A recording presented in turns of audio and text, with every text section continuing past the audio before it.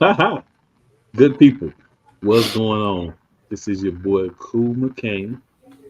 It is a Monday, 6:30-ish, and we live and in the building for another episode.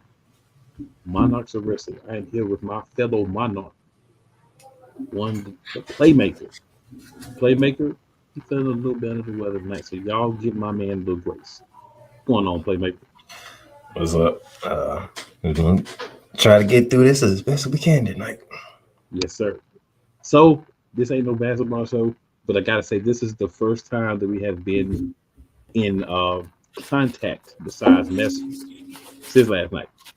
Shout out to my man Playmaker and his New York Liberty for winning the WNBA 2024 championship.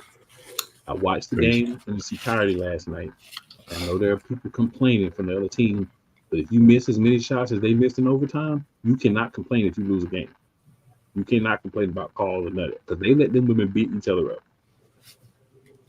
They did Appreciate it. call some things, but at the end of the day, you can't miss that many shots in overtime and your coach out there whining and complaining. Stop acting like you coach the Dallas Cowboys and be humble and defeat. So shout out to you, 28 bro. years. 28 years. Finally. Yes, amen. I'm happy for you. I know my team is never going to win a championship. They don't even want to keep a head coach for a couple of years. So we're never going to win a championship. So I'm living vicariously through you, my brother.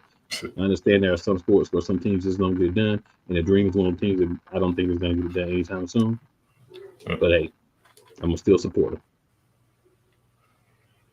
All right. So in the building, we got one of our esteemed guests that was on with us a couple of weeks ago. It should probably be on with us more often. Miss Williams, Yolanda. Hello. How are you? Thank you for tuning in as you always do. And Damien's in the building with the what's up. Damien ain't even spoiled nothing yet. Well, he's trying to, but we're not gonna let him do it yet. We're not gonna let him do it. We're I gonna get to mean, that. literally, like just happened not that long ago. So Right. But you know, Damien, he got to jump on it. That's what our guy does. But we're gonna start this thing off what we normally do. Normally, y'all know, regular weeks we just go over what happened on the on the show. But weeks where we have pay-per-views, premium live events, whatever you call them, different companies, everybody got a different name. We kind of just go through the card, what's gonna happen. TNA has Bound for Glory on Saturday. You can watch it on TNA Plus. It's pumped up everywhere, but you can watch it on TNA Plus. They're gonna have this is their event, just like their WrestleMania.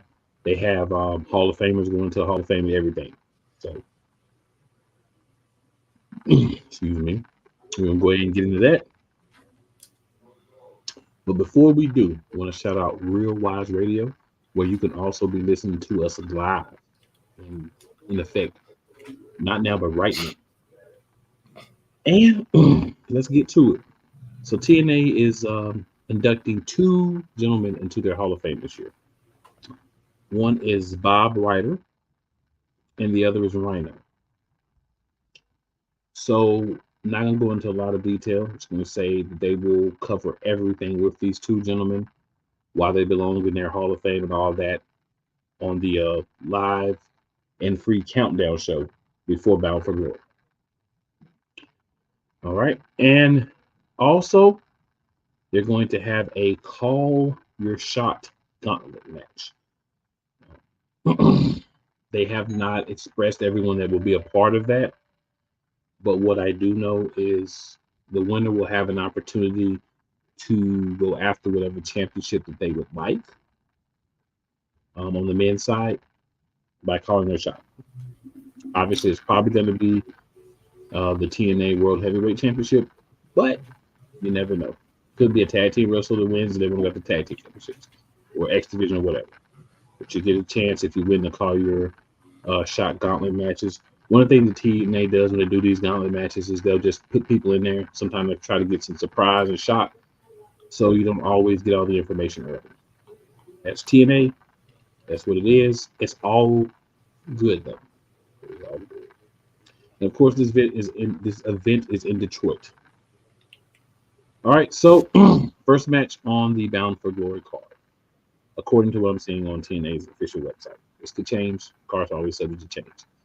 The TNA Knockouts World Tag Team Championships. We have Spitfire versus Rosemary and Wendy Chu. So Spitfire are the champs going into the match. Rosemary and Wendy Chu are your challengers. Playmaker, did you want to make a choice?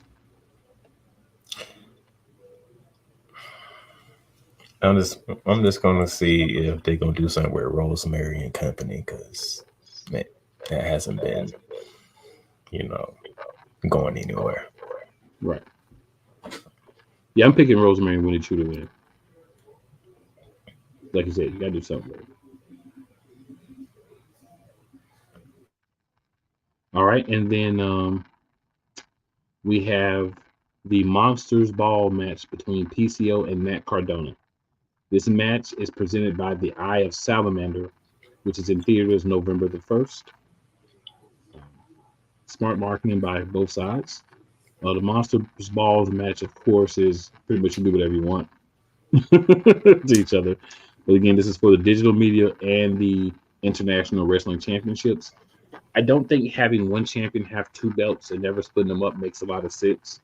So I would like whoever wins this match to start defending one belt, then the other, or whoever gets the belt to start defending, one or the other. So that way you can lose one, still be a champion, but we don't need two belts with the same guy. We don't need that. Is there a time limit in this? What, the match? That's a rhetorical question. Who you got winning that match, sir? Matt Cardona and PCO. I'm gonna go with Chelsea's green husband. PCO. I'm gonna go with Matt Cardona. I think he'll have somebody come in and help him, something slimy. It makes more sense. I said Chelsea's green husband.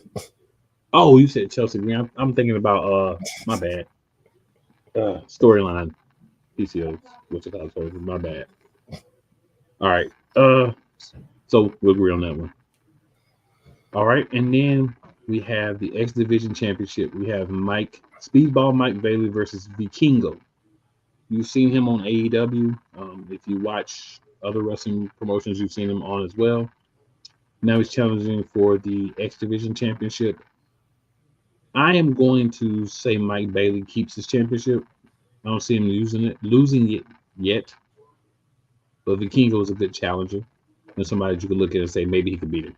So that's why I'm going. Yeah, I'm gonna roll with the champ. He just got the belt not that long ago. Right. He said everything I said in 2 words. All right, then we got Josh Alexander versus Steve Macklin. Josh Alexander winning is the only thing that makes sense, so I'm gonna go with that.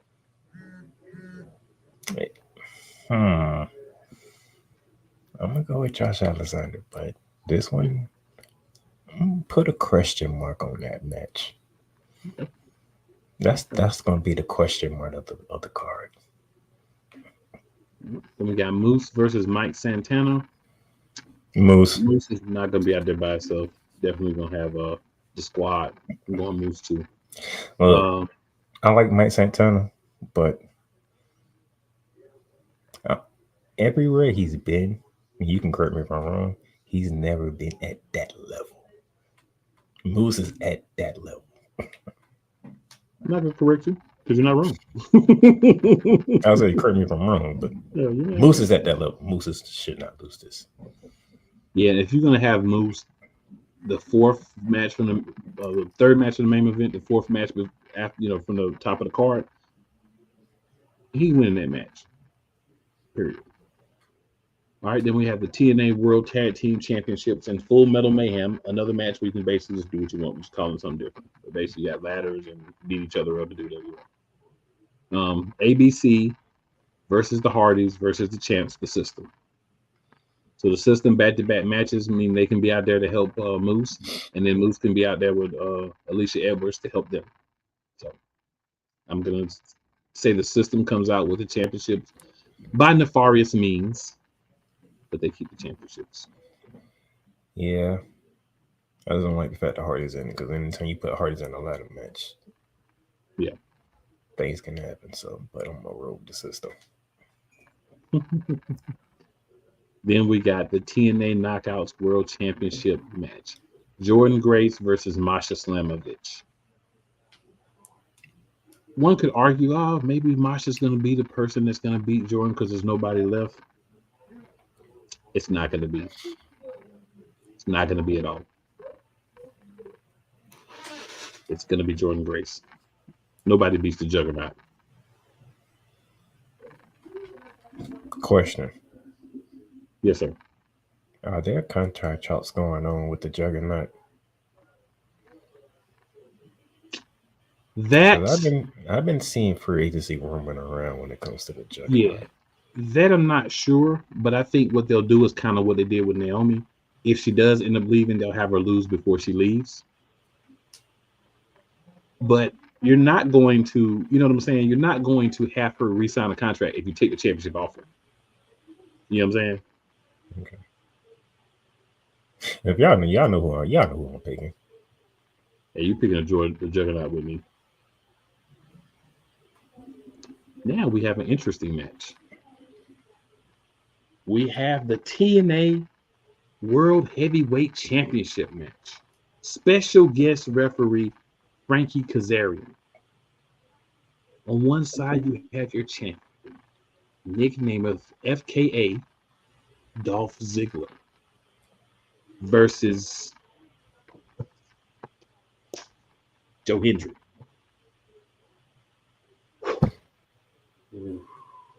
This is a tricky one to pick. I'm gonna go with Joe Hendry, and if I'm wrong, I'll be wrong. But I'm gonna go with Joe Hendry. I was going to ask, is the 15-minute thing of Joe Hendry's done for now? Well, I think TNA is in a precarious situation with him because they're letting him train at WWE's facilities. They're letting him be on NXT.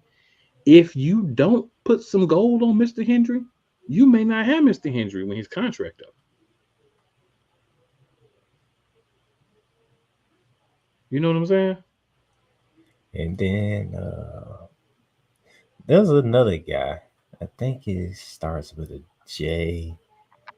Then I think we go to a B, and then I think we finish it off with an L. Mm-hmm. That's lurking around. Now, Nick Namath claims that JBL will not be involved in the match. Keyword claim.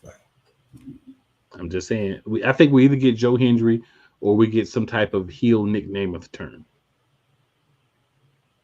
That would be interesting though, because you usually don't get the champion who's a face turn heel while still in the ring.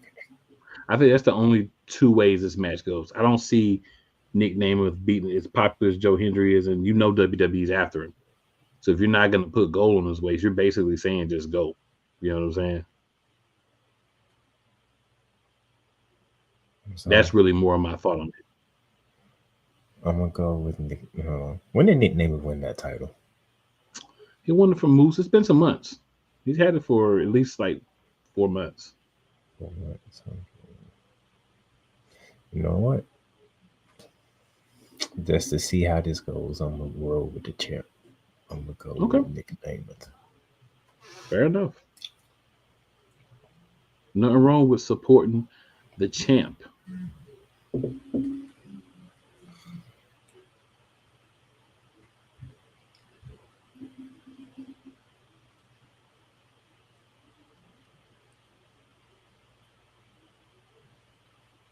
All right, so Damien asked a question. He says, question, if and when Jordan leaves to WWE, do you think JG will go with her or will she go to AEW?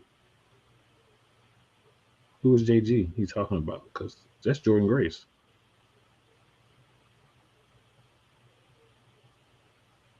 Oh, some guy named JG? You might have meant to put when her contract is up with TNA, does she go to WWE or AEW?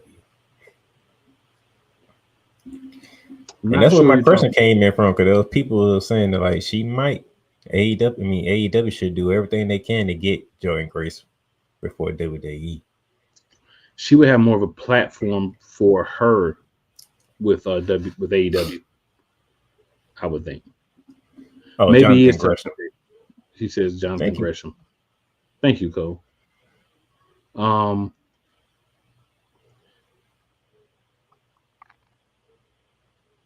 then Damien says her husband, Jonathan Gresham. Well, I'll be honest with you. If I'm Jonathan Gresham, I'm going to leave whether she stays or not.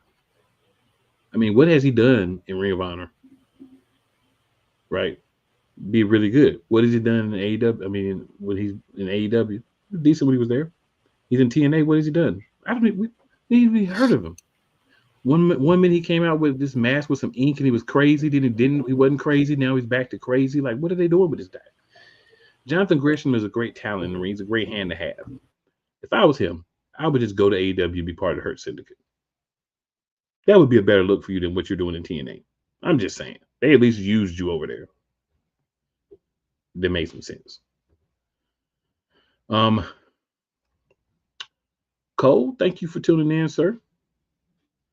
He says the nickname of the versus Joe Hendry match could go like it did for Hogan in 1983 in AWA. They had Hogan chasing the belt but never getting it, which had him go to the WWE. Right. That's why I say, if you're smart, go and put that bet on Joe Hendry. Because if not, he's going to chase somebody else's belt, the NXT Championship. And Cole follows up, but that's what made it transpire with Joe Hendry and TNA if they decide not to put the TNA World Heavyweight Championship on him. Colin says, good evening, Monarchs. Good evening, Head Shifter. Great show this morning, as always, by the way, sir. All right, so we're going to take our first commercial break. Then we're going to come back. And we are going to hop into, of course, some AEW.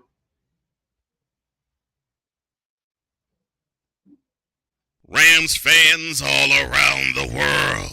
It's a beautiful thing to be a Rams fan right now. Stafford's back. We're going to see about Cup. And running back Kerryon Williams to return. Lend me your ears, or should I say lend Playmaker your ears, as he breaks down week by week everything in the Los Angeles Rams canon. Number 99, Aaron Donald. Can't wait for 2029 to come to know that you are going in the Hall of Fame, and it should be first ballot, no questions asked. Join the Playmaker as he breaks down everything Los Angeles Rams style in Ramily Talk on the Playmakers Blog Network YouTube channel and where you can find podcasts.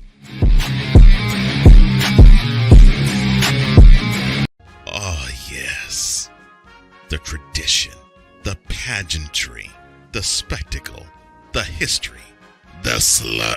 Wait. I gotta rep my brother's stuff right. All my DMV soldiers, stand up! And welcome to the Commander's Gridiron Report. You want your commanders to be repped right? Well, D. Willie is your man. Commander's Gridiron Report. Every Tuesday at 11:05 a.m. Eastern, 10:05 a.m. Central on the Sertoba Media YouTube channel. Music by J. Cool. Where my soldiers? Right side. Commanders. Where my soldiers? Left side. Drew Willingham. In this case, yeah, you put the blame on Kyle Shanahan for apparently not preparing the team enough for the overtime rules, supposedly. Cole Johnson. Peyton was considered the winner, and he was the darling of all darlings for Gerald. With a special appearance by Tyrone Alizé McDummy. Ain't nobody calling me. Text. Delete. Join these two football enthusiasts as they give you Total Football Talk. Live every Monday at 4 p.m. Eastern, 3 p.m. Central on the Sertoba Media and the Comey Media YouTube channels.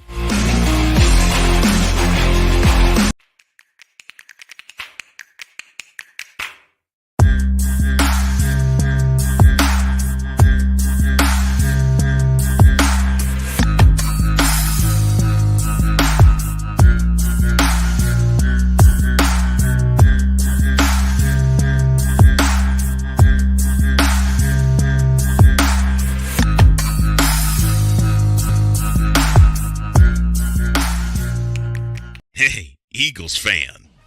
Join my man Cool McCain and a host of others as they break down every single game, every single week in an objective manner, and also from a fan's perspective as well. Remember, this cast feels just like you. Nobody likes you. And you don't care. Fly, Eagles, fly. Eagles Elite Podcast. Every Wednesday at 8:30 p.m. Eastern on YouTube and other podcast outlets.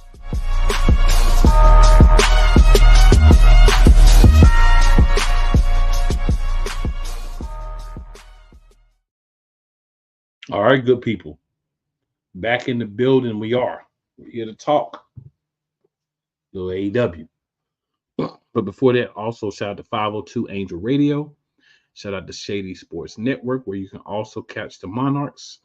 Of course, you can also catch Monarchs on at Real Play Callers on YouTube. So a lot of different places that you can listen to, see, or be a part of Monarchs of Wrestling.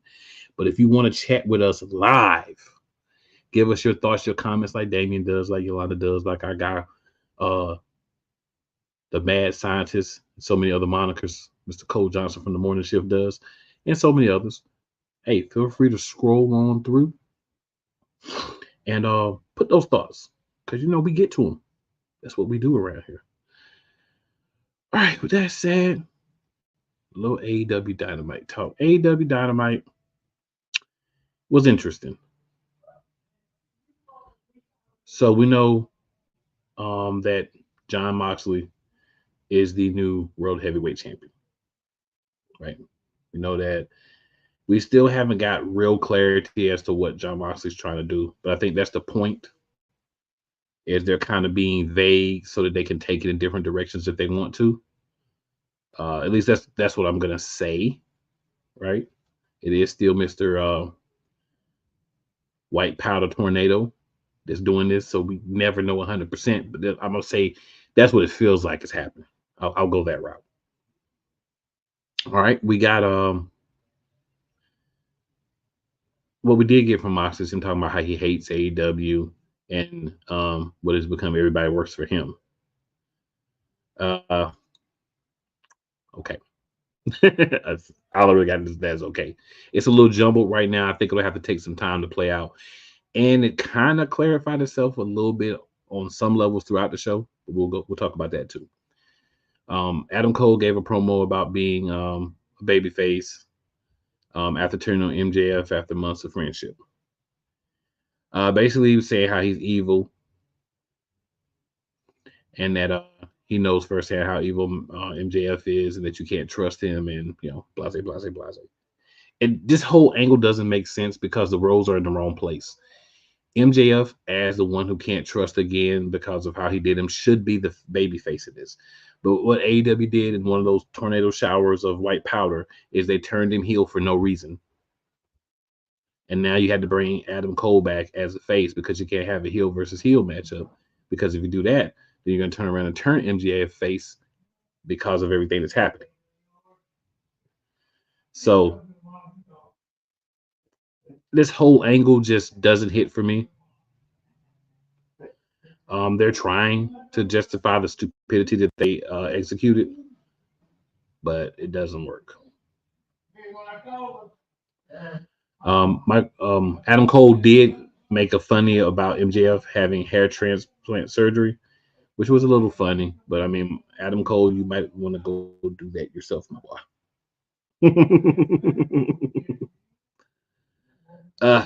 Just want to throw it out there.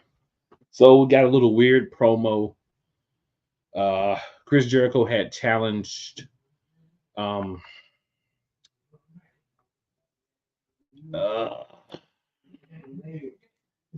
always forget this dude's name. Mark Briscoe did not cheat I always want to say Jay Briscoe, but I know that's wrong. So Mark Briscoe accepted Jericho's challenge for a rematch. So I'm sorry I had to pull a Cole Johnson. It's okay. I couldn't remember his name. It's all good. So they had a match between FTR and the Learning Tree Branches, they were called. Brian Keith and Big Bill. It was a good match. After the match, of course, you know who won. FTR with the Shatter Machine. You know, they pinned Brian Keith. The Outriders came out and they did a handshake with FTR after the match. That's a little weird, but it is what it is. All right, then we had a nice match here. So Mercedes Moné, who is a very beautiful woman. And then we had Queen Aminata, who definitely belongs in the cake community. Have a match for the TNT Championship. Long story short, of course, Mercedes Moné won. Hey, I'm just saying, Cole. The man did an interview talking about he got cheated out of a title.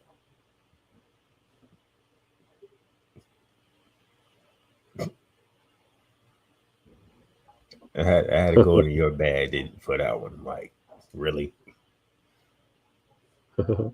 So Cole says that's ice cold playmaker. I love the shout out. Cole don't realize it, but he's got a little petty sliding through him too. No, he realized he just other people don't realize and he takes advantage of it.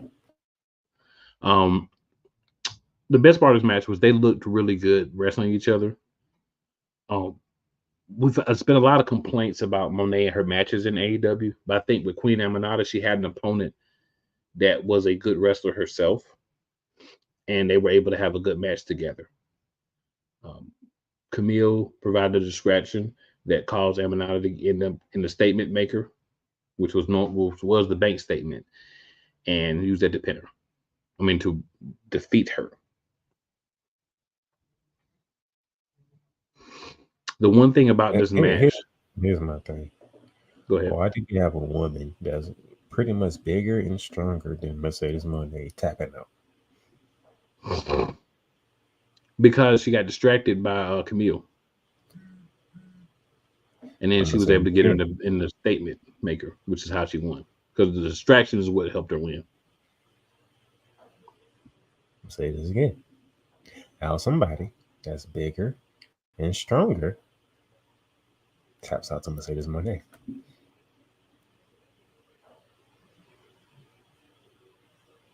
Well, sir, I mean, would you rather her tap her out or would you rather her pick her up and slam her and pin her? The realistic way would be to tap out, right? Because that's pin. Because what she normally does to bigger opponents. So we're starting to see a little bit of an evolution of the move set that Mercedes Moné is using in AEW. She's pulling out the statement maker, which was forming the bank statement. She's got a couple other moves she hasn't shown that she's done before. So if she's going to pull out more moves, and that's going to allow her to have more realistic victories, because if it's not a submission victory, how do you expect her to beat Queen Aminata? The only other way she could have won the match was if Camille made a distraction and she hit her with a championship and then pinned her. You know what I'm saying? Like, there wasn't really another way that you could have her win besides those two. In my opinion, of course. But I do get where you're coming from, but you got to do something to diversify Mercedes Moné, or they're going to end up having to just take her off TV. Just like right her out of the square, get beat up. Even though she ain't drawing nothing anyway. Well, you're trying to do some things to get her to draw by giving her more of a move set and different stuff. You're trying to do something, right? Because she's definitely not a draw at this point. So you're trying to do something to turn her into a draw. And those of you who are new, we're talking about somebody that I ain't infatuated with, the Mercedes Moné. Yes.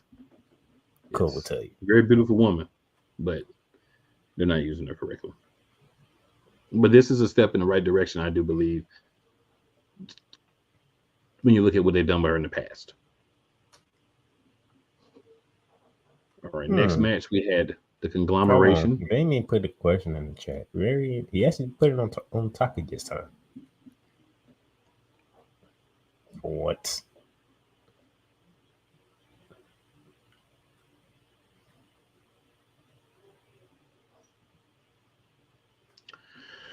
All right, Damien says, question, since everyone wants to accuse Triple H of racism, which is fair, why not go after TK? Cause when was there ever a women's AEW champion of color? So far, I see Thunder Rose, Rosa, and Nyla Rose.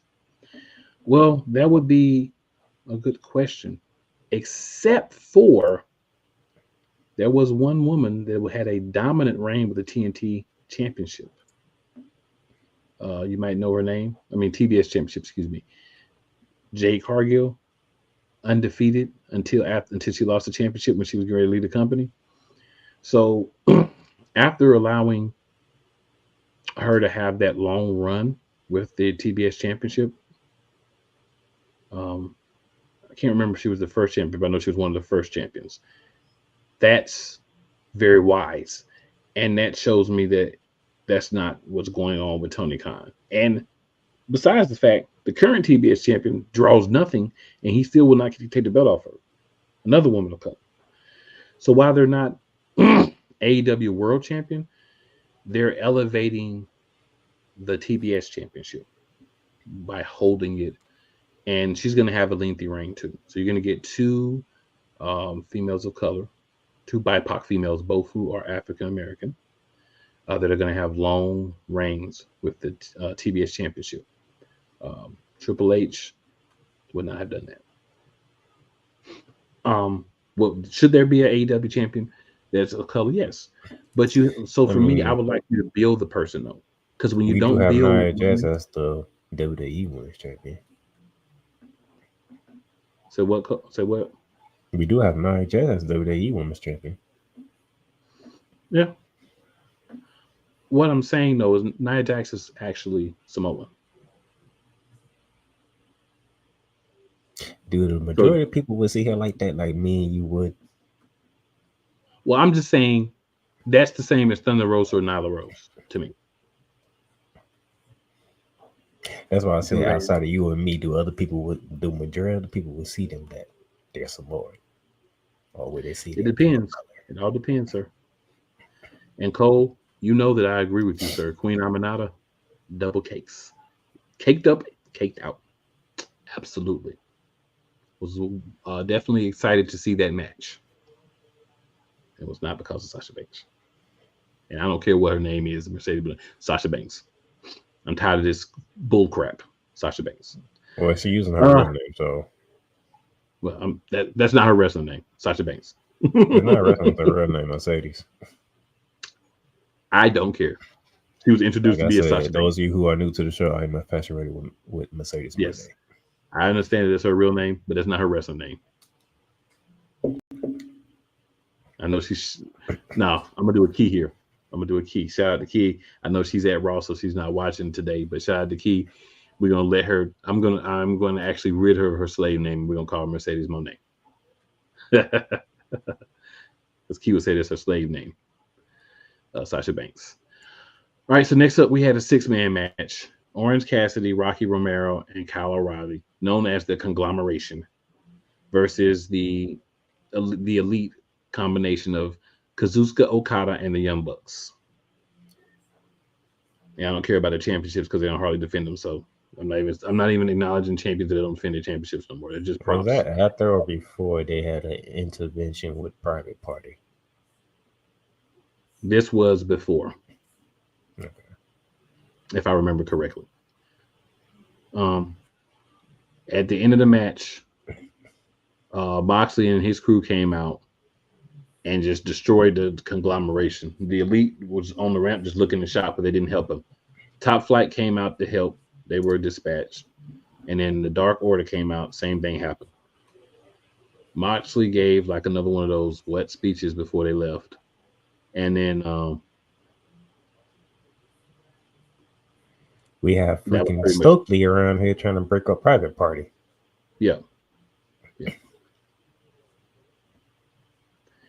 Backstage, the Elite offered Omega a happy birthday cake, and then they covered it in animal intestines because they said he had to have a bunch of his intestines removed surgically. Very disrespectful. Not to mention what Jack Perry said. Yeah. I was gonna. And now we're not reiterating words right here on this air. No, we're not. Yeah. All right. So also there was a segment. I forgot where it was placed. I think it was after this, but either way, the private party was in the back. They were talking about they were having a thing, and then of course the Young Bucks, being the jerks they are, they came up. So private party was like, "We want another shot at the belts," because they asked them to come. So they came. It's like, "We want another shot at the belts," and they're basically like, "Nope." You lost your opportunity. You lost? Nope. Which in this regard, I don't blame the Young Bucks for once. I like that because it was a clean victory, right? Like they beat them. So you got to go back. You got to start at the bottom and build your way back up. Maybe you'll be on TV more.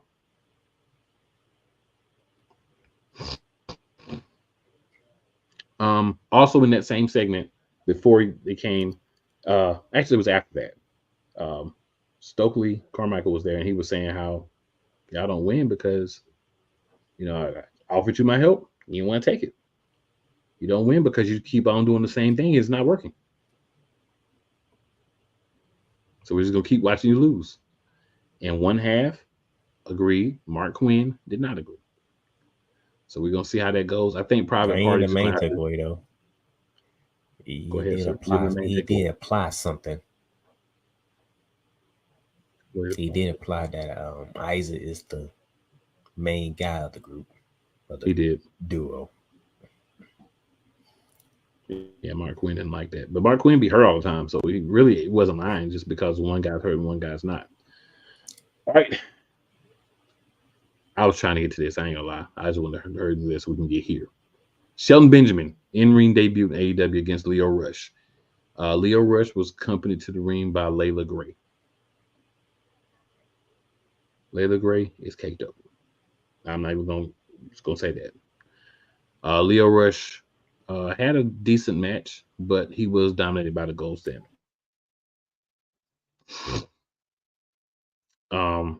Clean win. Benjamin looked good. MVP left Leo Rush a business card after beating him down. MVP's on the recruitment trail, like he in college.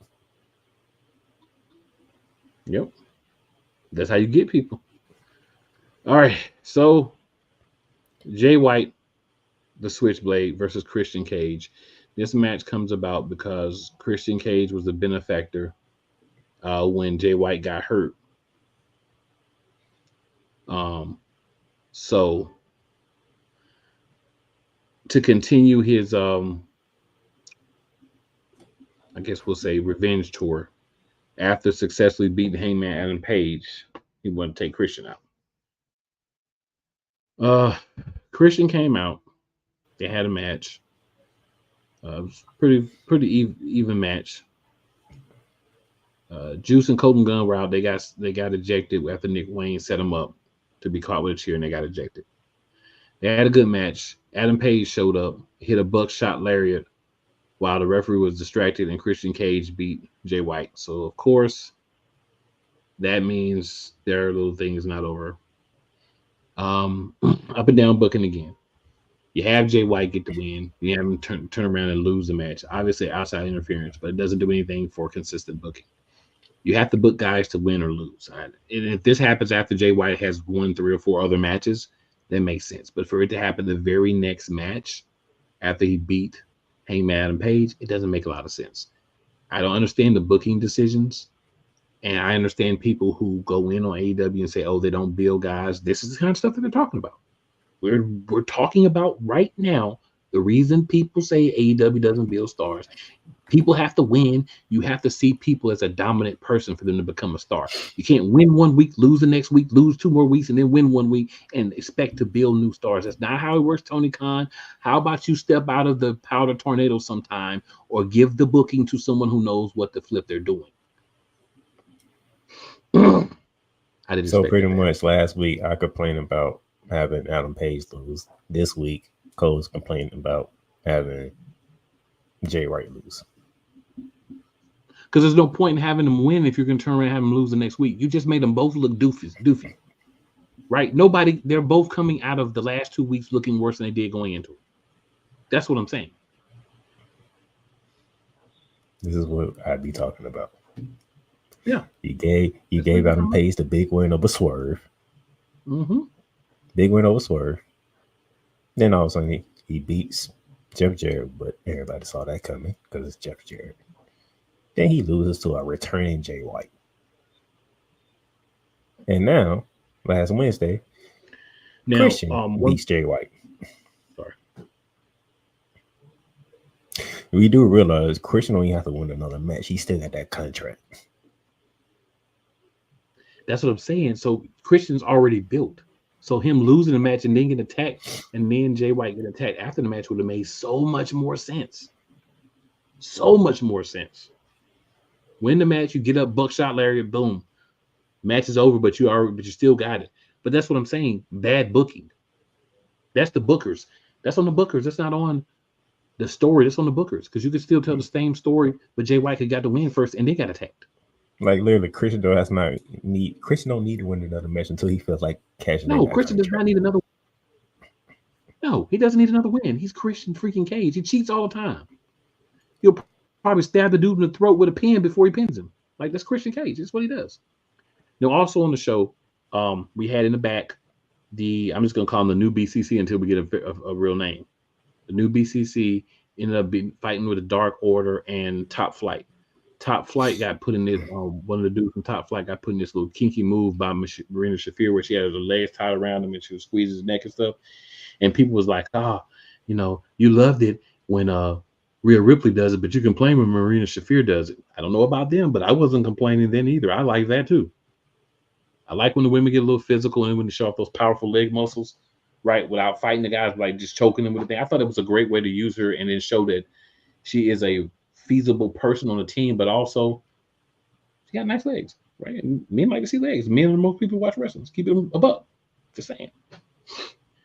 But also you had Daniel Garcia and Top Flight kind of team up, dap each other up and say, you got my back, I got y'all back against this whole new BCC thing that's going on. And then you had the Dark Order click up with, looks like they're going to end up clicking up with Top Flight. So we're starting to see some little groups forming to try to go after this new BCC. So yeah, it was the other thing from AEW. It was a decent show. Obviously the main story was you want to talk about the new that booking, right? So when did Don Callis make a trade for Lance Archer? 1 and 2. That was last week. Yeah, the other thing that happened was when did Brian Cage all of a sudden become part of the Don Callis family? Brian Cage. Oh, that's what they do, man. That's what they do. That's part. That's what I'm saying. Booking. You don't introduce Brian Cage at a press conference. You introduce him when someone has a mask and he comes out and puts somebody in drill claw, and then helps somebody else from the team win. It's not how you introduce him. That's what I'm talking about.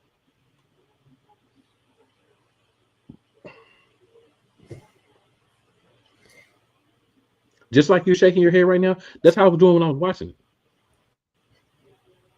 Yeah, that's how I was doing. But I am. As I work my way back to healthy. Anna Jay confronts Mariah May. I think my interest has been piqued. That's gonna be a nice match. It is. It is.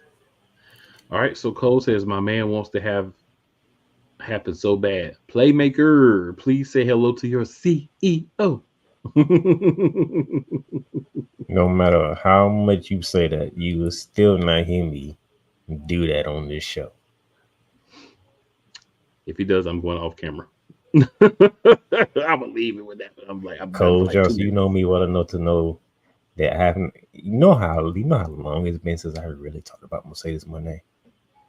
That tells you my displeasure right now. Cole also says the intervention for private party doing too many gymnastic floor exercises routines in the ring. I guess it's what Stokely's trying to tell him. Stop doing all the daggone jumping and bouncing and flipping and do some wrestling. Maybe you'll stay healthy for once. Yeah, do some wrestling. Cole also says he loved how Shelton looked against Leo. I agree.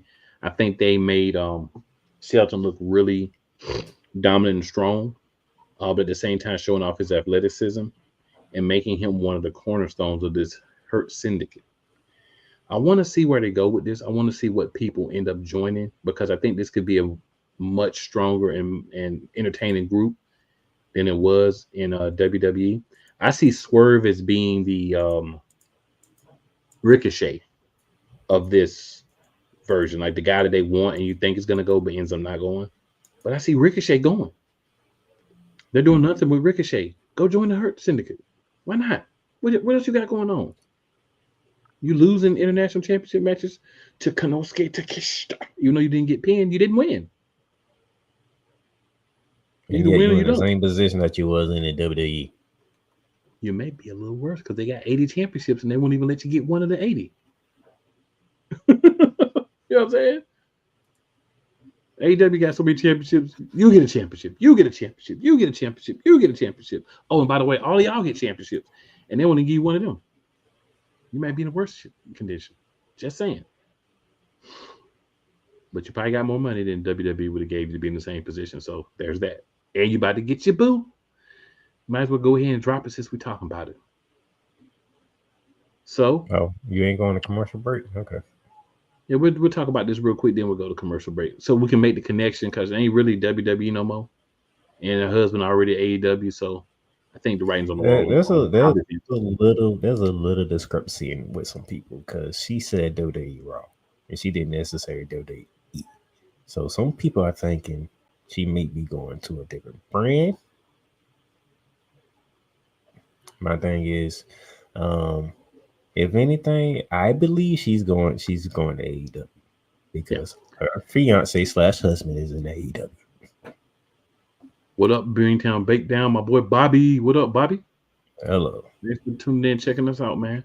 But I'm gonna echo Damien's comments from earlier. He says it's a sad day in wrestling. Darn Samantha, why?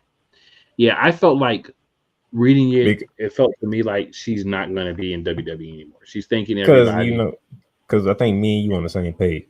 You don't write that length of a post if you're not leaving the company. Yeah, if you're gonna go to SmackDown or go to NXT, right? Because you're kind of still would see the same people, essentially. Like you are leaving, you are out. Don't holler at me, I holler at you.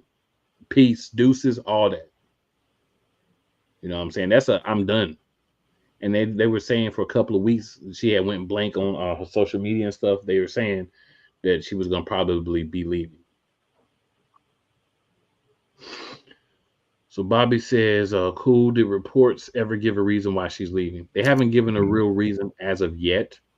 But it just broke today. So we'll probably have an update for you by next week. But I think it's, there's been a lot of people online that have been like, oh, she's going overboard and she's doing too much and all this. And she's one of them people that she's like Kevin Durant, right? Like she's there for it. She petty. Not the extra accounts, but she petty. She watches it and she will get back at you on social media. So I think she's got tired of that as a part of it, but I think also not being with her husband, going from seeing him every day to not seeing him because they're on different shows, just really like it's bothering her, right? Like there are some people that your husband be on another show and it's cool, right? Like Rhea Ripley and Buddy Matthews. Yeah, there's other people, but for her, I feel like it might have been something that was affecting her. And but they can go ahead and bring Buddy Matthews and Malachi Black back over to WWE because they ain't doing nothing with him. Yeah, they could bring an old boy back too. They can take the whole House of Black and move him over there, honestly, because they ain't doing nothing with him over there. But WWE ain't do nothing with Malachi Black either. So, I mean, maybe he should go to TNA and make a champion about a month. I consider TNA WWE anyway. Pretty much are at this point. Their best talent gonna be pretty much. But yeah, so I think that's it. I agree with Playmaker. She's gonna end up in AEW. And people say, oh, why would you leave WWE to go to AEW? Samantha Irvin and that voice and her delivery, wherever she goes, people when they see it, they're gonna be like, yeah, I'll watch just to see her and hear her introduce wrestlers. Because let's not forget, she's not just great at what she does. She is caked up and she is eye candy as well. So she will add another element of beauty to the ring announcing. It's not there presently. Bobby says that's a shame. She made a ton of improvements. Her announcer abilities vastly improved over the last 2 years. I agree. Definitely agree, but you have to realize some people would like to be with their significant others. Well, I think that's mostly what this is. I think a little bit of it is the people saying stuff, but I think most of it is she don't want to be away from her boo like that. Yeah, I mean, if I'm a wrestler and I got a wife as bad as she is, yeah, I don't want her over there and I ain't over there. Come over to me, babe. Yolanda says, dang, I didn't know. Yeah, Yolanda, it just happened like an hour or two before. Yeah, about an hour ago. Yeah, it hadn't been around that long. It hadn't. It's rather new. It was so new we didn't even get to put it on the list of things that we was going to talk about because we already had everything set up early. But yeah, kind of crazy, but it happened. But all right, with that, guys, we're going to go into our second commercial break. Ricochet. Bobby, she's married to Ricochet. Yeah. So when he left, I kind of expected this to happen at some point, maybe a little bit later, but I'm not surprised at all. Actually, I thought it was going to happen a little bit sooner, to be honest. All right, y'all, we go ahead into the other commercial break, and then we'll be back. And y'all know what it is. Straight into the WWE. A lot happened. Something I definitely don't like that they're doing, but I acknowledge they were going to do it. I still hate it. Let's go. Poppy J. You got the option to cry for the government. You got the option to protest. You got the option to keep buying, but this is also an option. Wise El Jefe. We're the first tech geeks. We're the first gamers. We're the first everything. Everything. Like Gen X's, we are the ones. BS3 Network proudly presents the crew from the New York boroughs who never wants that smoke. Nah, they want that fire. Poppy J and Wise El Jefe. Fridays at 9 p.m. Eastern, 8 p.m. Central. Check your local listings for your viewing and listening pleasure. Join the transporter to Hades. Your butt and gut becomes one. Join the reformer of hooker whores. This is my daughter, Placenta Booty Johnson. Join the bronze car. Whenever you are in distress, take off your baseball cap and throw it in the air. Join your very own superhero of broadcasting, Chris Bass. So whatever color crown they get, they palm it and do 2 circles, and that translates to, I can be the black people. As she takes you through the week's paces in Baseline. Live every Saturday at 8 a.m. Eastern, 7 a.m. Central, Pacific Time Zone people, just stay asleep when this is on live and just catch the recording. Oh, I'm sorry. Exclusively on the Chris Bass YouTube channel.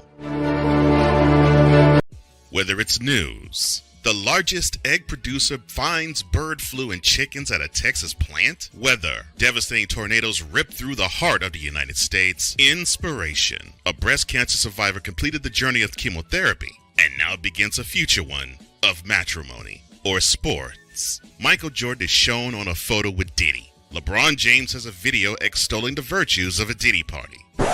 This has been yet another beating a dead horse presentation. We got you covered. BS3 Network proudly presents The Morning Shift with Cole Johnson. Live every weekday morning beginning April 29th at 8 a.m. Eastern, 7 a.m. Central. Everything Boston. I love you morons. You kids from the block, New Edition. Dear whatever the law firm is. Sincerely, the U.S. Supreme Court. Ben Affleck, Matt Damon. Go yourself again, Jason Whitlock.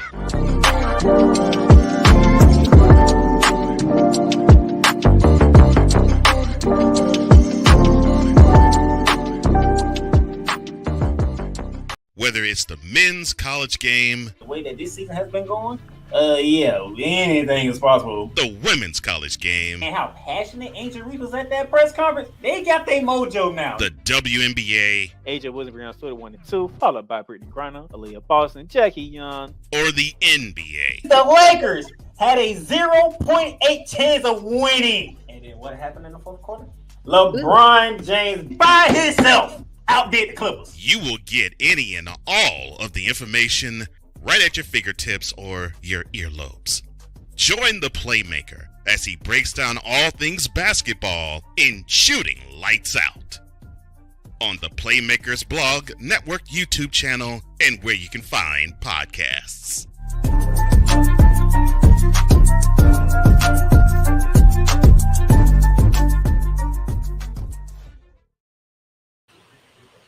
All right, shout out to everybody checking us out in the comments, and again, live, real So, radio. My co-host over here gave a little shout out to Wise and Hefe. And he played that commercial knowing that the NBA starts tomorrow, and he know who the first game is. See what you was. That's it. I see what you was doing. Do such a thing. Don't play that mentality commercial. Knowing the first thing on there is blank everything Boston. It's true. I know what you were doing. All right, Damien, we can't answer your question because we have decided that we haven't seen the document yet. But at some point in time, we will see that document. Absolutely. So Yolanda says, so she's not going to be on anymore. Nope. Reports are Lillian Garcia is there today, and that she'll be doing an announcement tonight. And then I guess they'll figure out what's going to be the move after that. Bobby says, I thought so. That explains a lot. Absolutely. And the question that Playmaker answered, which I wholeheartedly agree with, definitely haven't seen it yet. Damien says, question, sorry to be political here, but with everything that is happening, 28th, Vince, and WWE right now, what's y'all thoughts on the writer's allegations? Seems a little sus, especially after the documentary. Again, haven't seen it yet. It's out there. A lot going on. So many sports, so many other stuff right now. I haven't had a chance to sit down and really be able to carve out the time to watch it. But it will happen. And when it happens, we're going to do it during a time where it's like a down week where we can really bust down on it right here on the Monarchs. So it's going to happen. It's going to have to be soon. But it ain't happened yet. All right. Now I'm going to do my best that I can. All you. Stay on the horse. Thankfully. All right. Monday Night Raw, ladies and gentlemen. Back on October 14th. We did open up the show with Rhea Ripley, and they starting to do a lot of this backstage walking towards the arena now. Mm-hmm. Rhea Ripley comes out, does the normal, causing out the champion and her sidekick, which is odd because the sidekick is like much bigger than the champ, but oh well. And we have been asking for this ever since she won Money in the Bank. They finally let Tiffany Stratton show up on Monday Night Raw. Yes. We don't care why she's there. Just the simple fact that she showed up on Monday Night Raw. That's all we asked. Correct? That's Absolutely. all we asked. Now, things happen. Stuff happens. Our main event, Rhea Ripley teaming with Tiffany Stratton versus Raquel Rodriguez, Liv Morgan. All right, put a pin in that. We have 2 tournaments going on, one on each brand for the respective tag team titles. So Raw only did 1 match of this. Afro Academy and Triple H did something. Triple H went back to the NXT days because as they returned, I noticed there was a name change, sir. And I looked at the name and said, wait a minute. Ain't this what that was? The Water Raiders are back. About time. Not the Viking Raiders. The War Raiders are back. The face paint is gone. They just coming back to destroy teams. So the War Raiders versus Alpha Academy in the tag team tournament. It's nice to see both big men, doing athletic stuff. Okay. Ivar and Otis doing athletic stuff, handling business, but the War Raiders come out on top. Good. We did have a championship on the line, though. The Thundercakes defending against Damage Control. But guess who was at ringside? Last Legend and Jakari Jackson. We're gonna refer to them as the Meta Cakes.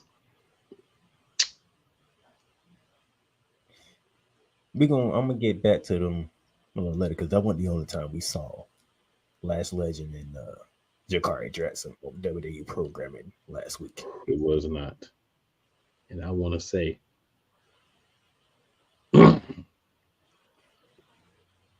thank you, Triple H. Carry on, sir. The Thundercakes retained their title thanks to how can I put this? Io Sky being Io Sky. Mm-hmm. What I mean by that, those of you who listen to on the Real Rise Radio, is that Io has a habit of trying to go after anybody that gets in her way, and this one backfired on her. Yeah. So even though technically the champs won by a little help, which they never asked for, it's kind of Io's fault because Io she can blow a gasket at any given moment. Would you say? Cool. Oh yeah, absolutely. So, Braun Breaker versus Kofi Kingston. Now, 1-on-1, nobody's at ringside, so we know how this match was going to go. So the match went as you would expect. Breaker wins, and I think Braun Breaker is starting to love and destroying people even after the match. Because he was getting ready to short Kofi Kingston some more until Xavier Woods got involved. And once Xavier Woods turned his back to check on his buddy Kofi Kingston, Braun Breaker was about to destroy him until Yeet came for the save. Yeet. We're going to talk about the Yeet Man as we go along through this because, yeah. What somebody said was going to, well, both of us said it was going to happen, but one of us was afraid that it shouldn't happen. So keep that in mind. That was just the beginning of Jey Uso's night. Now, if we was doing an upset of the week, shout out to Cole Johnson and Total Football Talk, it would be R2 beating the Miz. Now, those of you probably looking like, how in the world did R2 beat the Miz? Quite simple. The Final Testament decided to show up at the ringside for whatever reason. Distracted the Miz, which I don't think that was their intentions. And R2 rolled them up 1, 2, 3. And then, Final Testament, they decided to throw R2 back into the ring. And Miz hit R2 with a skull crushing for Valley. Anything you want to say about that transparency right there?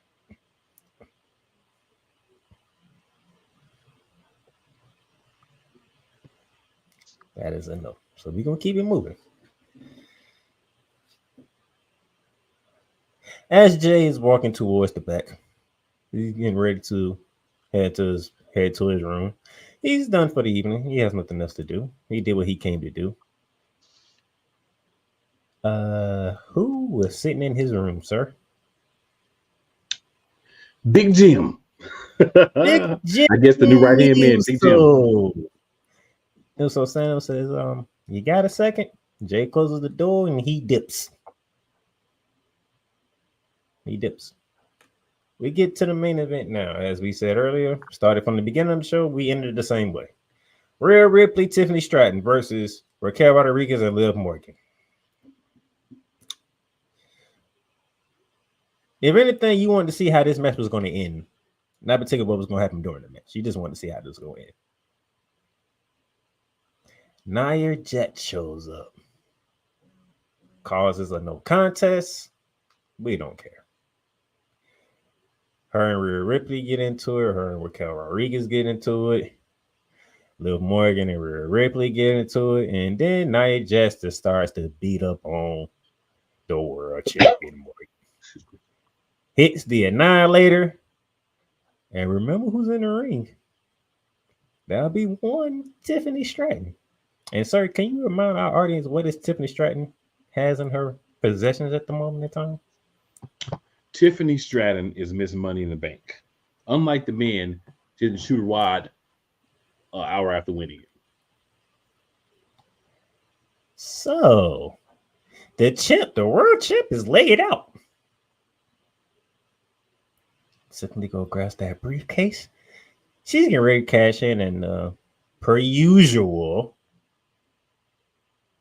I'm not going the way that y'all think I'm going to go, but per usual, the official wants to have a discussion. Why are we having a discussion? That contract says anywhere, anytime. Am I correct? Yes, all it means is somebody missed their cue in the back. And also, I want to say that if she really was trying to cash that in, she shouldn't have been so dim with it. Because when Liv was down, Nia was like, "Get your briefcase, pin her." She had to tell her like 3 times, and she's like, "Huh? Is you really trying to be a champ or not?" And then Dirty Dom makes the save. How heroic for Dirty Dom.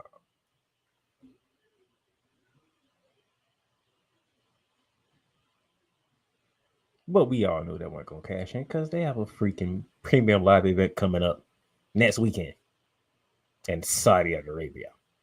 Which, by the way, Cody Rhodes and Gunther were. They had a face-to-face. And I left that out on purpose because, sir, anything you want to say about that face-to-face between Gunther and Cody Rhodes? I actually liked their little face-to-face, little one-upsmanship, but on a semi-quasi respectable level. I really can't wait, and this is jumping ahead, but I really can't wait for the one that's going to be on SmackDown this week. I think that's going to be a better one. But I like them trying to justify some type of heat between the two because of this match. Because every time I look at the championship belt, I understand that they try really hard, but it sucks.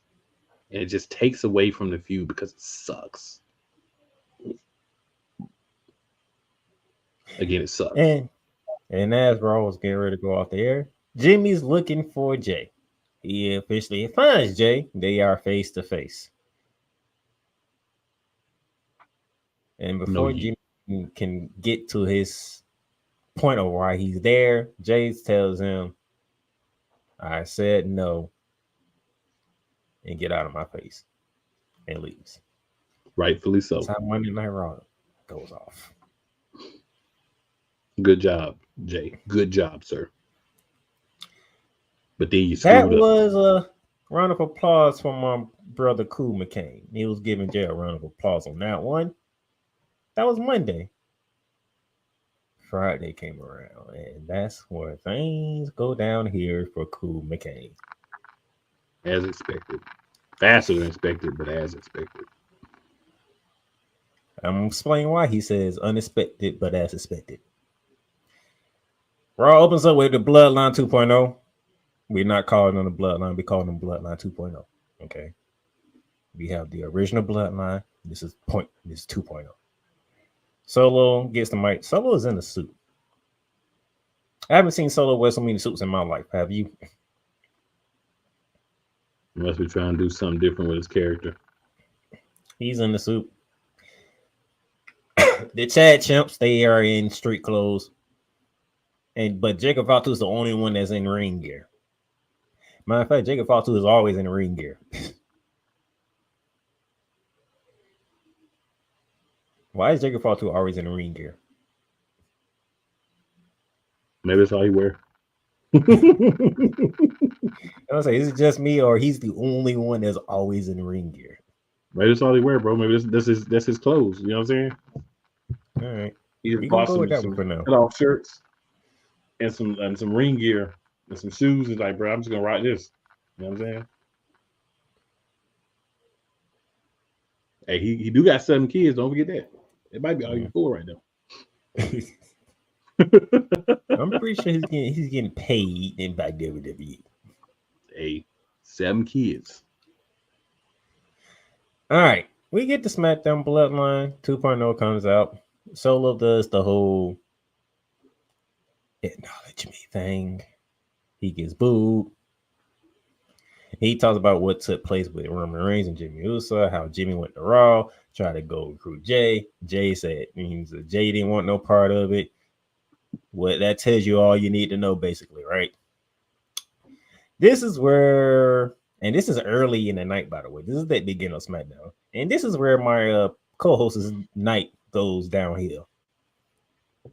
You hear the ooh so.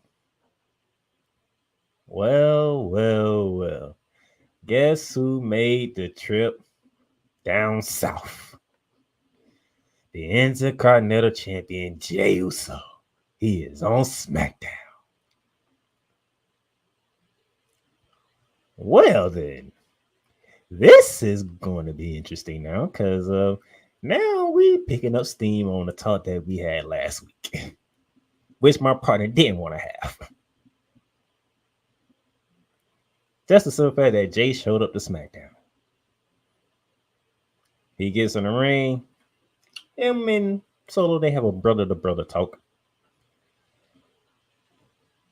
Solo tells him, don't call me little bro. I'm your tribal chief now. And he's not trying to divide the family as Jay said he was doing.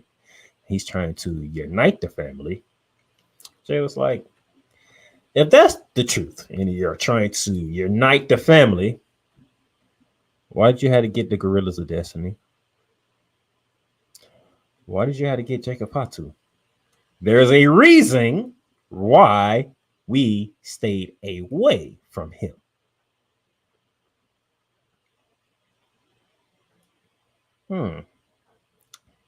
Which adds some wood to the fire in this case, because there's a reason behind the reason why the Bloodline didn't hang with the Gorillas of Destiny or Jacob Fatu.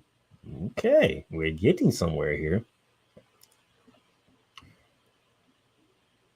And Jay ends it off by saying the next time I see you, it's going to be different, which is like, oh. So Jay threw a gauntlet down. Go ahead, sir.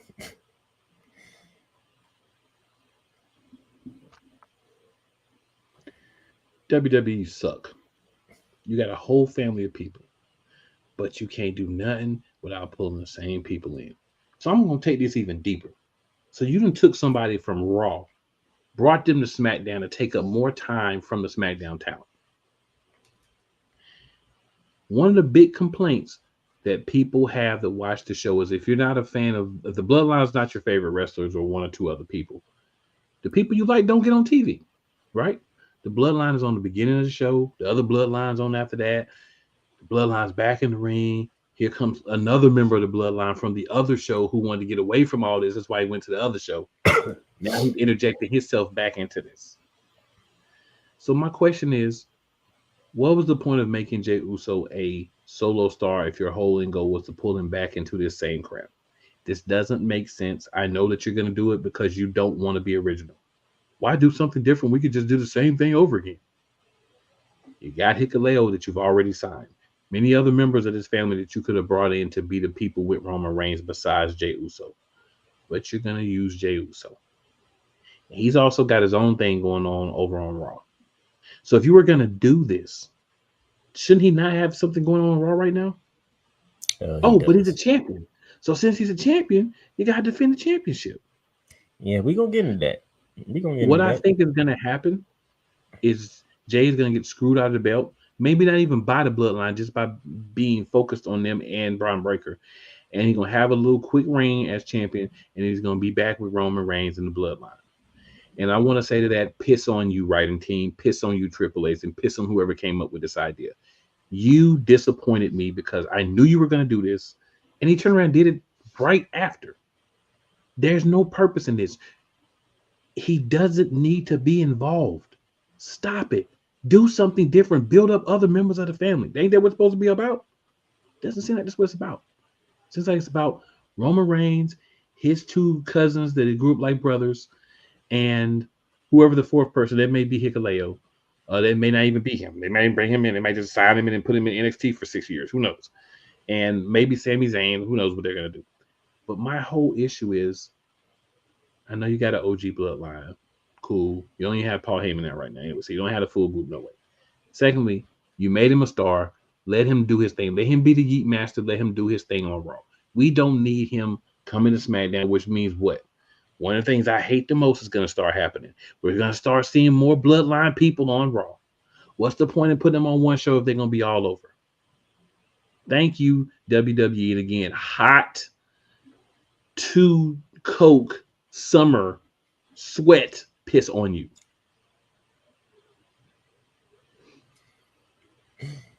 That was just the beginning of it. We ain't even finished with the bloodline yet.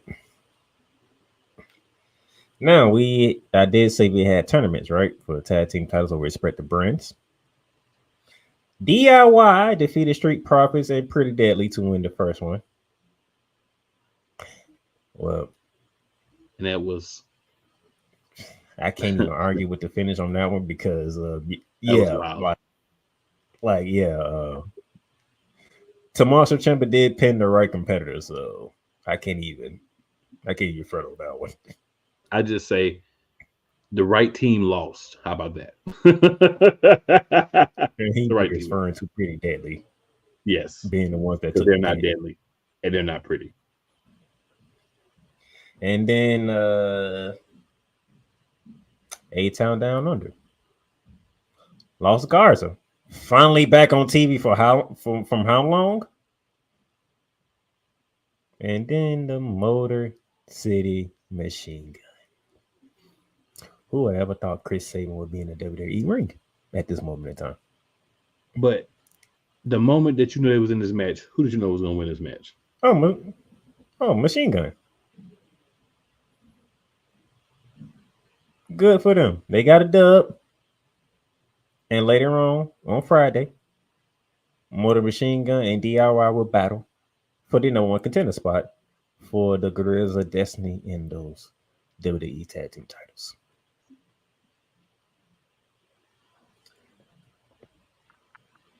Last Legend.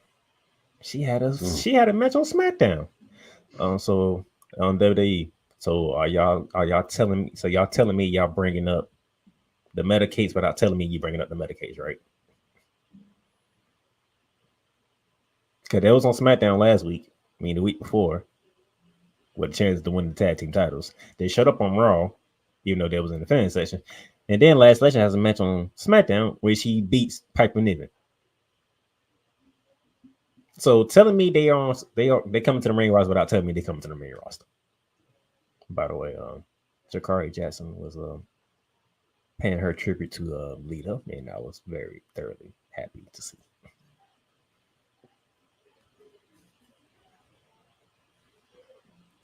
I don't know why you're shaking your head because you was happy too. I'm not shaking my head from sadness. I'm shaking my head at the mirror. Yeah, sorry. You have my attention. Now we get back to the bloodline because backstage, Big Jim and Ramon finally make it to the arena.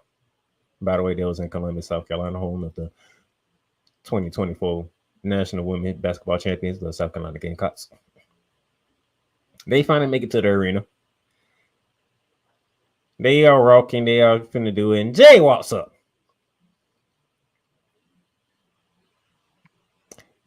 Yeah, you can feel. I know you don't like it, cool, but hang with me on this one. You can see and feel the tension between Roman and Jay. You can see it and feel it.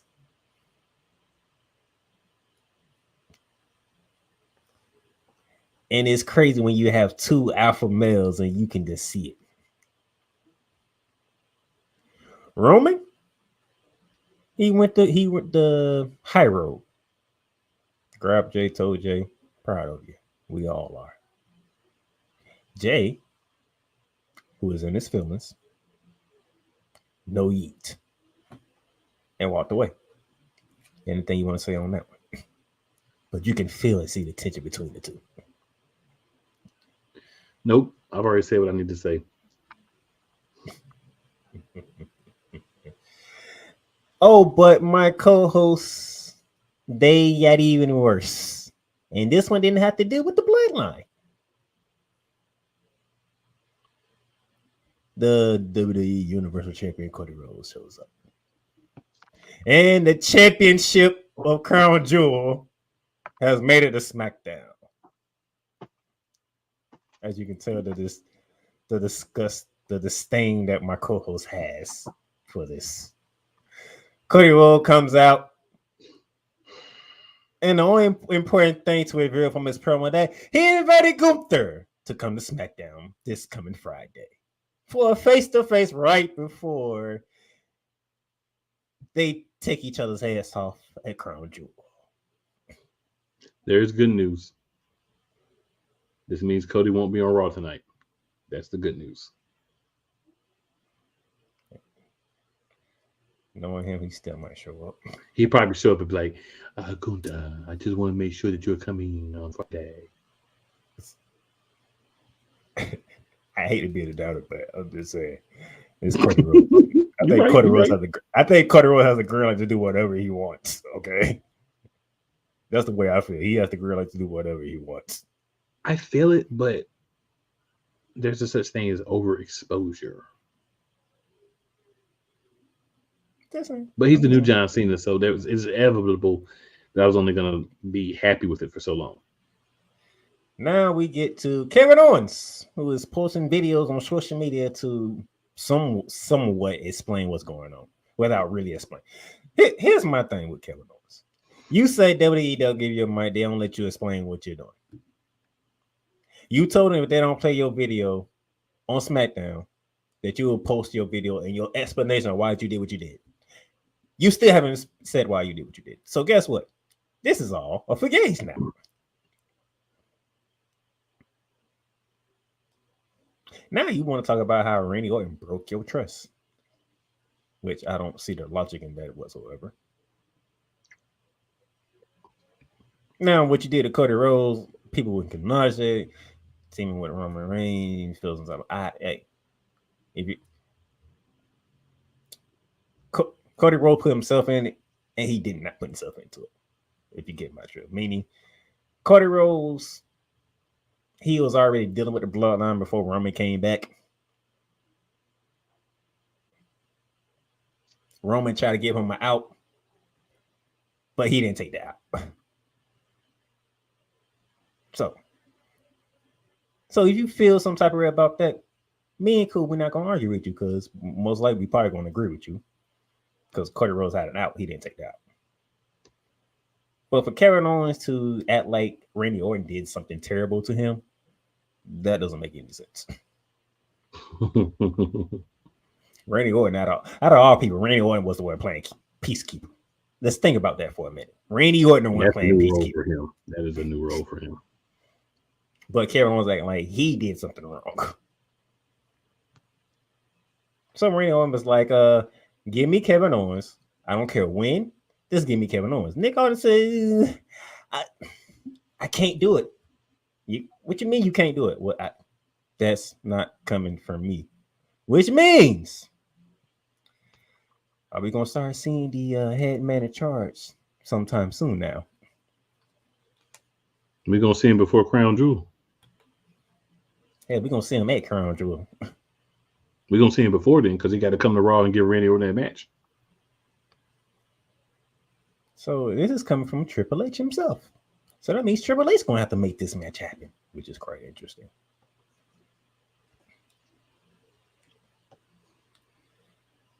Then we get to the main event because it was an interesting part. We were backstage earlier in the night. Nia Jax was on the phone with Miss Money in the Bank. Miss Money in the Bank, she has the flu. Oh, what did Nia Jax call it? The sniffles. Is that what she called it? The sniffles. That's what she called it. And she was like, "Well, Nick always got to cancel the match." Nick always is right there. Was like, this match is not canceled." What do you mean this match is not canceled? Like my partner's like sick. Well, that's a very. This is what Cool likes to hear. Well, you have a loaded or also female superstars. I mean, you can pick any one of them to be your teammate. And to me, he was being sarcastic because he know that Nia Jax damn near ran through the whole entire women's roster. So who won the team with her? Lucky enough, and we go right back to what Cool don't like. The Speed Champion, Candice LeRae, comes in. SmackDown was not your night, sir. I'm just gonna say that. SmackDown was not your night. I watched SmackDown, and I'm literally like, they better be glad that I actually do a show. I would turn this crap off. For what? This is probably the first SmackDown. This is probably the first time in a long time that SmackDown did not do you any favors. None. Everywhere you turn, it was that you did like. Oh, here's the problem with the Speed Champions, Playmaker. I'm gonna give you my real problem with the Speed Champions. They don't even let them wear the belts on TV. That's how little they care about their own champion. It's literally a social media championship. That's what you're the Speed Champion. They don't even let you bring your belt with you to the show when you're on the show. It's a social media championship. You can't even bring, but you can't even have it with you. For me to say this, for me to say this, that means Cool know how. That tells you how far I'm going with this. Speed Champion is a social media button. We can let The Rock, the final boss, bring the People's Champion with him. Thank you. A championship. Oh, and just for y'all who may not know, without the big part Brahma Bull in the middle plate, that was the same concept belt that WWE already had for The Rock when he came back. They were already making that belt. They just added one little more piece to it, and then they had them act like it came from Muhammad Ali's widow when it did not. I'm gonna be honest, I ain't know Muhammad Ali actually had a belt like that. He didn't. Why would he have a belt like that? Why would his wife have a belt like that? Why? Clearly. If that's a Dr. Amelia said, just pretend like you're giving The Rock this belt. That's a legendary boxer, and you telling me that legendary boxer had a belt like that and he didn't give it to another boxer? You know, like a Floyd Mayweather, like a Tyson Fury, Mike Tyson. I mean, can I keep going with the names of boxers? That was Jimmy Crack Corn if you want, but we're gonna give it to The Rock. And Cool will tell you, I'm the biggest Dwayne The Rock Johnson fan in this world. I'm a very big Rock fan myself. I know you are, but you know that's number one on the list. If you're gonna ask me who's number one, I'm telling you The Rock. Me too. So who over The Rock? You tell me somebody you can pick over The Rock. Most people. It doesn't matter who you try to pick. Know your role is just your mouth. Most people would pick Stone Cold, but I digress. Know their role is shut their mouth. Because I did say it get from bad to worse from my co-host, right? So we have the Speed Champion teaming with the WWE Women's Champion, and they actually beat the team of Naomi and Bayley. And that would be Candice LeRae the one getting the W. You're the Speed Champion. You can't even wear your belt on an actual show, but you can call yourself the champion. You're not featured on TV. You're about the size of a 13-year-old. A superstar who is on TV week after week after week. You beat. I told you, it get bad from worse. Candice LeRae got the pinfall. Not Nia Jax. Not Bayley, not Naomi. And still didn't have the championship with her. Where's the championship?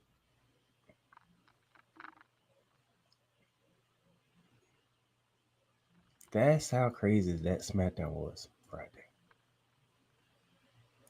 And then we're not done because we got to finish it off how we started. Just, you know how Raw started, started with Rhea Ripley and Tiffany Stratton, and we had to end it with Rhea Ripley and Tiffany Stratton. Well, we started SmackDown with the Bloodline. Guess what we ended the show with? the Bloodline. Roman Reigns comes out and he says, probably for the last and final time, Columbia, South Carolina, acknowledge me. He got that last one in. Solo music hits. And why is Solo in ring gear? Somebody explain that to me. And I know we over time, sorry, but somebody explain it. Why the man started out in a suit and he ends the show in ring gear, but he ain't in no match. They already told you what was gonna happen. That said everything needs to be said.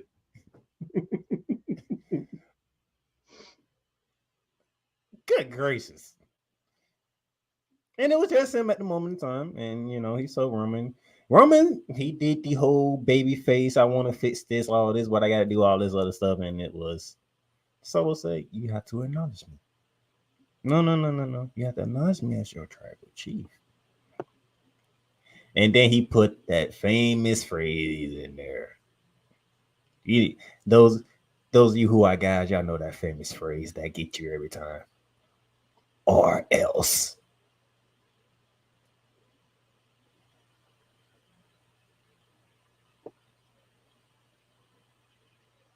Or else what? Exactly what Roman said. They went exactly how I thought it would when you said or else. You know, every time that line comes into play, you know that's the trigger. That's the trigger line right there. Or else. Or else what?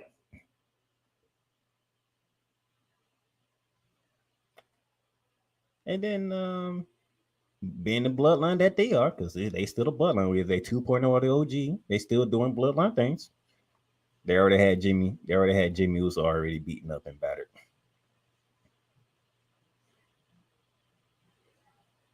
So it pretty much Roman was on his own, and per usual, 4 against 1, we know how this ends. Roman Reigns takes 2 spikes to the throat, and that's how SmackDown ends. There was no Jay sighting on that one, okay? That's the good part. There was no Jay sighting on that one. That was it. That's not the good part. We already had more Jay sightings than we needed. You don't even care.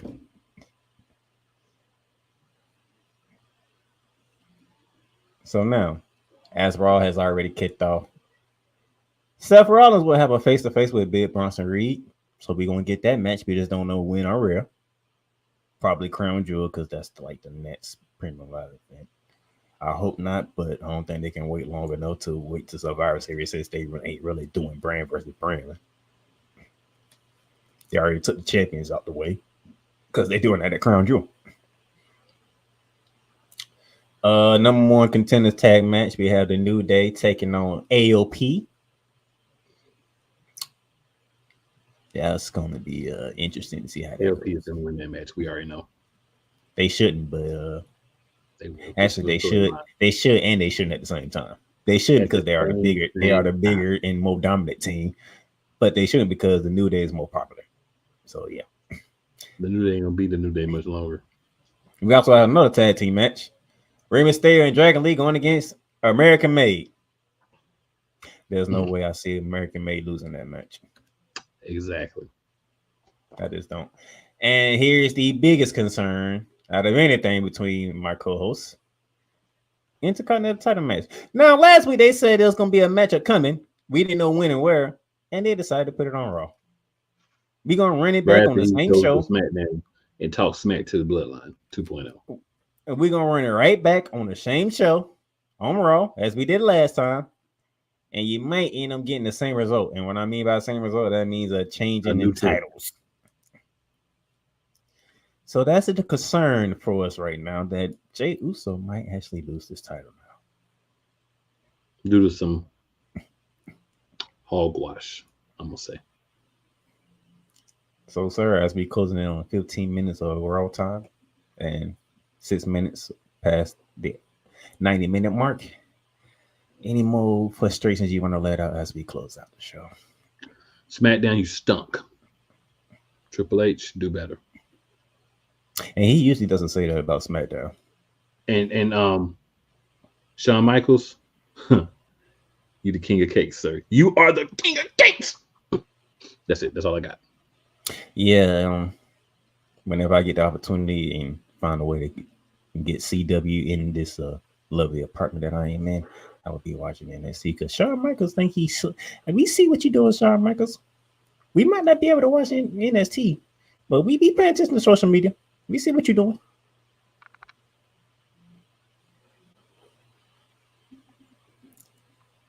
And outside of that, sir,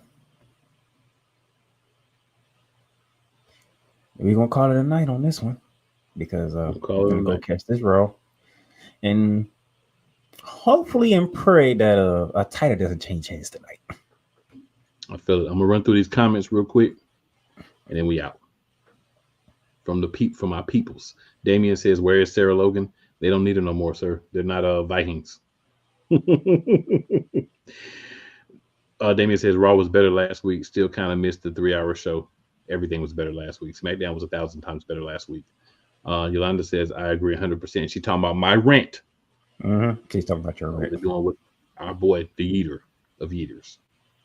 She says Paul Heyman needs to return for Roman. He definitely does. He already put that out there when he said he's not a wise guy. He did put Yolanda says BS. I agree with that. Still talking about that crap. Damien says breaking news: Lillian Garcia is back in WWE full-time ring announcer. Yeah, I did see that. So I'm guessing that's how they open up the show. I'm guessing that's how they open the show. So I'll be going back to watch that. Yolanda says, "Oh, really?" Damien says, "Darn, Lillian came out of retirement like Steen." She did. Well, to be honest, Lillian only reason why Lillian Garcia actually retired is because her mom, I think her mom or her dad was having health issues. Yeah, and she wanted to be able to take care of them as long as they were still around. Mm-hmm. And Yolanda says they're going to treat Miss Jackson like the chick that was with Naomi. She talking about Cameron from the Funkadactyls. I hope they don't do it like that. No, they can't. No, not Miss Jackson. Oh my gosh, Miss Jackson. I hope they don't. All right. That being said, 2 things left. Make sure you tell 4 people you think are your friends that may or may not like you, and 4 people who are your enemies to come and check us out next Monday night, right here, Monarchs of Wrestling. If you listen to this anywhere besides at Real Play Callers on YouTube, make sure you go type it in, check us out, leave that like, leave that sub, and then about that share out for everybody. Definitely tune in next week because we will be previewing that offer PLE up in Saudi Arabia. Yes, we will. And that being said, it's never where you start. It's always where you finish. Hit up that Raw, and we out.